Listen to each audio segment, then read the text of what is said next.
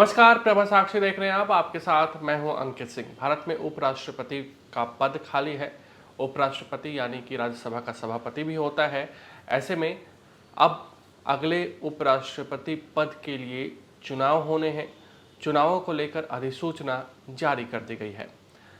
चुनाव आयोग ने यह अधिसूचना जारी किया है, जिसमें कहा गया है कि भारत के 17वें उपराष्ट्रपति पद के लिए जो चुनाव होंगे वो 9 सितंबर को होंगे। यानी कि 9 सितंबर को भारत को नया उपराष्ट्रपति मिल जाएगा। अब जो पूरा का पूरा शेड्यूल है वो हम आपको बता देते हैं। शेड्यूल के मुताबिक चुनाव आयोग ने जो अधिसूचना जारी की है उसके मुताबिक 7 अगस्त 2025 गुरुवार होगा। नामांकन की अंतिम तिथि जो है वो 21 अगस्त 2025 है। यानी कि 21 अगस्त तक उपराष्ट्रपति पद के लिए जो भी उम्मीदवार चुनाव लड़ता है वो अपना नामांकन दाखिल कर सकता है। नामांकन की जांच 22 अगस्त को होगी। नामांकन वापस लेने की जो आखिरी तारीख है वो 25 अगस्त तक है। अगर एक से ज़्यादा उम्मीदवार होते हैं तो चुनाव की स्थिति पैदा होगी और ये चुनाव 9 सितंबर को होगा, जबकि मतगणना उसी दिन 9 सितंबर को होंगे और ज़्यादातर संभावना है कि नतीजे भी 9 सितंबर को घोषित कर दिए जाएंगे। ऐसे में अब सवाल ये है कि आखिर उपराष्ट्रपति पद का चुनाव क्यों हो रहा है।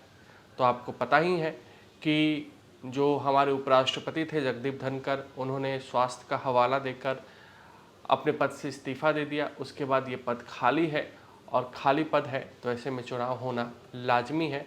और चुनाव आयोग ने भी बिना किसी देरी के ये पूरा शेड्यूल जारी कर दिया है और जो लोग वोट देने के पात्र होते हैं यानी लोकसभा और राज्यसभा के सदस्य, उन्हें भी एक तरीके से जो मतदाता सूची है वो भी पूरी की पूरी तैयार हो चुकी है।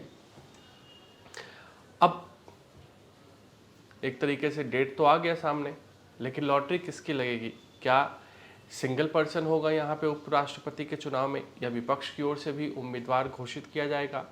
क्या सरकार आम सहमति बनाने की कोशिश करेगी, या विपक्ष इस बार, क्योंकि लोकसभा में भाजपा को अपने दम पर बहुमत नहीं है, तो विपक्ष कहीं ना कहीं अपना उम्मीदवार उतारने की कोशिश में रहेगी। हालांकि वर्तमान परिस्थिति में जिस तरीके से सत्ता पक्ष और विपक्ष के बीच में करवाहट देखने को मिल रही है, ऐसे में इस बात की संभावना बेहद ही कम है कि किसी एक सामान्य नाम पर सहमति बन पाएगी। यानी कि संभावना इसकी ज़्यादा लग रही है कि उपराष्ट्रपति पद का चुनाव होगा, विपक्ष अपने भी उम्मीदवार उतार सकता है। अब सत्ता पक्ष का उम्मीदवार कौन होगा? कई नाम चल रहे हैं, कई तरह की चर्चाएं हैं, अलग अलग समीकरण बताए जाते हैं, लेकिन उम्मीदवार कौन होगा ये वाकई में अगर किसी को पता है तो वो नरेंद्र मोदी और अमित शाह को पता होगा। इसके अलावा शायद वर्तमान परिस्थिति में किसी को भी नहीं पता हो सकता है कि उपराष्ट्रपति पद को लेकर भाजपा या एनडीए किसे अपना उम्मीदवार बनाएगा। नीतीश कुमार का नाम चल रहा है, वर्तमान में जो उपसभापति हैं हरिवंश उनका नाम चल रहा है, कर्पूरी ठाकुर के बेटे रामनाथ ठाकुर जो कृषि राज्य मंत्री हैं उनका भी नाम चल रहा है। वसुंधरा राजे पिछले हफ्ते एक तरीके से दिल्ली में थी, प्रधानमंत्री नरेंद्र मोदी से मुलाकात हुई, उसके बाद उनके नाम को लेकर भी चर्चाएँ हैं। थावरचंद गहलोत जो कि कर्नाटक के उपराज्यपाल हैं, उनके नाम की भी चर्चा है। बिहार के राज्यपाल आरिफ मोहम्मद खान, उनके नाम की भी चर्चा है। तो नाम को लेकर कई तरह की चर्चाएँ हैं, लेकिन सवाल ये है कि सरकार और ख़ास करके नरेंद्र मोदी और अमित शाह का भरोसा किस पर है। और यही कारण है कि इस बार पूरी तरीके से किसी भी चूक का कोई संभावना नहीं रहने वाला है और बहुत ही बारीकी से अध्ययन के बाद ही सरकार की ओर से उपराष्ट्रपति पद के उम्मीदवार के नाम पर फैसला लिया जाएगा।